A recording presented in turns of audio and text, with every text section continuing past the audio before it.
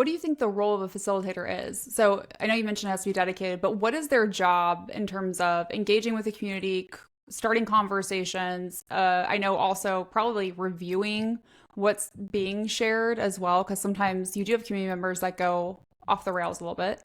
Oh yeah. Yeah. It depends. Like there's now like a community ops job.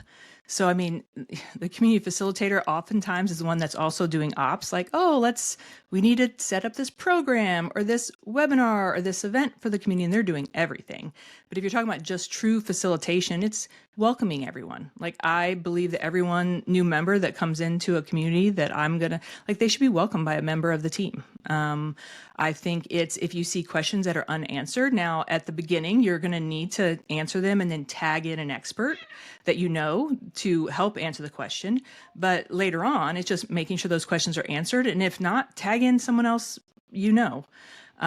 It is reviewing, just kind of like I would call it, because it was a Slack, I work a lot on Slack, roaming the halls of Slack. Like, is there something in here that shouldn't be in here? Most likely, if you've created a good culture that knows what no solicitation, no hate speech, no blah, blah, blah, you will get DM'd right away and from a few people. And then you have to have that kind of tough conversation. And if you've written very good community guidelines, like what you want to see and what you don't want to see, both, like what is good behavior and bad behavior. It's like being a mom. It is seriously like being a mom. I've mommed so many members over the days. What good looks like, what good doesn't look like. You can be like, hey, listen, you violated this rule. And then depending on their attitude, it was like either, okay, I understand, you're kind of junior. Let's learn from this. This is not what you do. And I would even teach about it. But then if they're like, well, da da da da, I'm like, well, thank you.